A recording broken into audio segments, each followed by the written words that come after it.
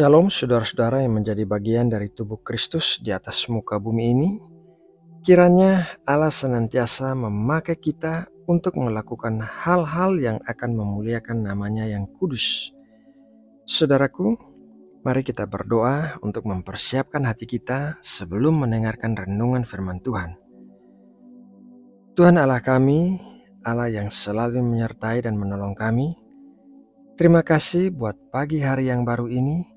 Terima kasih buat perlindungan-Mu yang kami rasakan di sepanjang malam saat kami beristirahat. Terima kasih buat kesehatan tubuh kami dan nafas kehidupan yang masih Engkau berikan. Bapa, jikalau ada di antara saudara-saudara kami yang saat ini sedang sakit, kami berdoa memohon kesembuhan-Mu terjadi bagi setiap orang yang sakit. Kami berdoa bagi pemulihan kesehatan yang sempurna dan kekuatan yang baru. Jikalau ada di antara saudara-saudara kami yang sedang mengalami pergumulan hidup yang berat di dalam hidup mereka, ya Bapa, kami berdoa agar Engkau memberikan pertolongan dan jalan keluar. Kuatkanlah iman setiap saudara-saudara kami, agar jangan ada yang menjadi lemah dan menyangkal-Mu disebabkan oleh tekanan hidup yang mereka hadapi. Biarlah setiap orang tetap bersemangat mengikuti dan melayani Engkau. Ya Bapa, sekarang kami mau bersiap-siap untuk masuk dalam saat teduh dan merenungkan firman-Mu. Berkatilah kami dengan kebenaran-kebenaran-Mu yang berharga.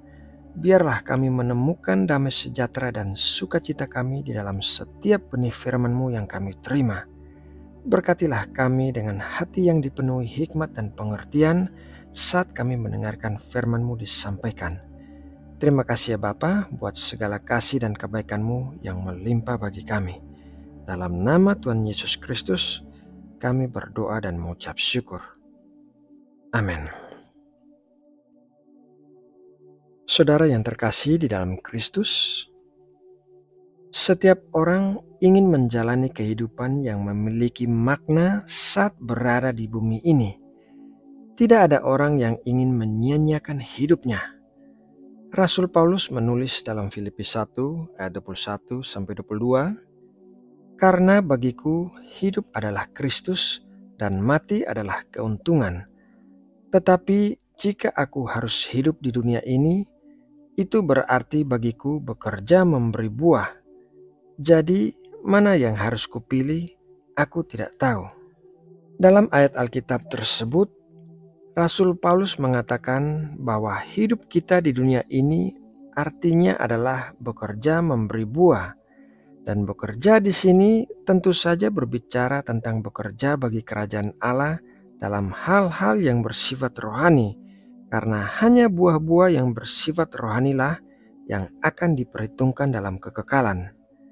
Bekerja memberi buah membutuhkan kesiapan agar bisa dipakai oleh Tuhan dalam melakukan pekerjaan-pekerjaan yang akan memuliakan nama Tuhan, dan kesiapan itu antara lain adalah yang pertama adalah menguduskan hati.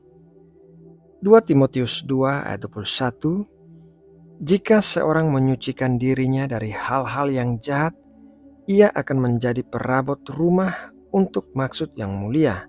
Ia dikuduskan, dipandang layak untuk dipakai tuannya, dan disediakan untuk setiap pekerjaan yang mulia. Hati adalah bagian yang paling penting dari seorang manusia.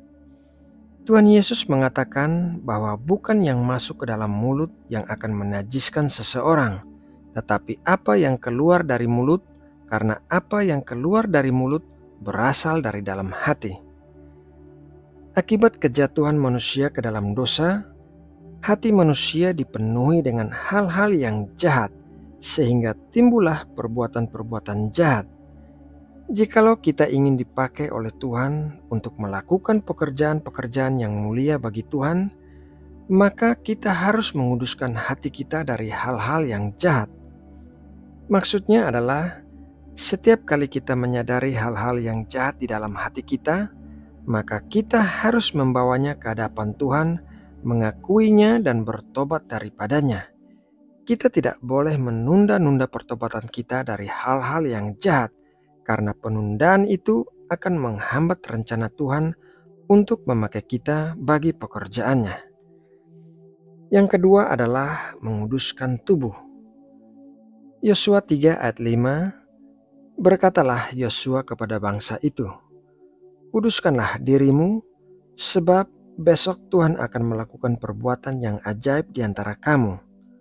Tubuh adalah salah satu bagian yang paling penting dari seorang manusia, karena selama kita hidup di atas bumi ini, kita membutuhkan tubuh kita untuk bergerak dan melakukan sesuatu. Selain menguduskan hati, kita juga perlu menguduskan tubuh kita, karena kita membutuhkan tubuh yang sehat dan terpelihara agar dapat melakukan pekerjaan-pekerjaan bagi Tuhan. Alasan lain kita perlu menguduskan tubuh kita adalah karena Roh Kudus tinggal di dalam kita. Kita akan menyediakan hati Roh Kudus apabila kita membawanya ke tempat-tempat yang tidak benar dan melakukan hal-hal yang tidak benar. Poin yang ketiga adalah mengosongkan waktu. Efesus 5 ayat 15-16. Karena itu, perhatikanlah dengan seksama bagaimana kamu hidup. Janganlah seperti orang bebal, tetapi seperti orang arif, dan pergunakanlah waktu yang ada, karena hari-hari ini adalah jahat. Agar kita bisa dipakai Tuhan untuk melakukan pekerjaan-pekerjaannya, kita harus selalu bersedia untuk mengosongkan waktu saat Tuhan menyuruh kita melakukan sesuatu. Apabila kita terlalu sibuk dengan jadwal dan kegiatan sendiri, maka kita bisa kehilangan hal-hal berharga yang Tuhan ingin kita lakukan, dan dengan demikian akan kehilangan upah atas hal tersebut. Tuhan tidak membutuhkan orang-orang yang sibuk, melainkan orang-orang yang taat mendengarkan suaranya dan melakukan perintahnya. Yang keempat adalah menguatkan iman. Di dalam Yudas 1 ayat 20, akan tetapi kamu, saudara-saudaraku yang kekasih, bangunlah dirimu sendiri di atas dasar imanmu yang paling suci dan berdoalah dalam Roh Kudus. Menguatkan iman kita kepada Tuhan akan membuat kita siap dipakai oleh Tuhan karena kita mempercayainya dan melakukan tindakan-tindakan sebagai bukti iman kita.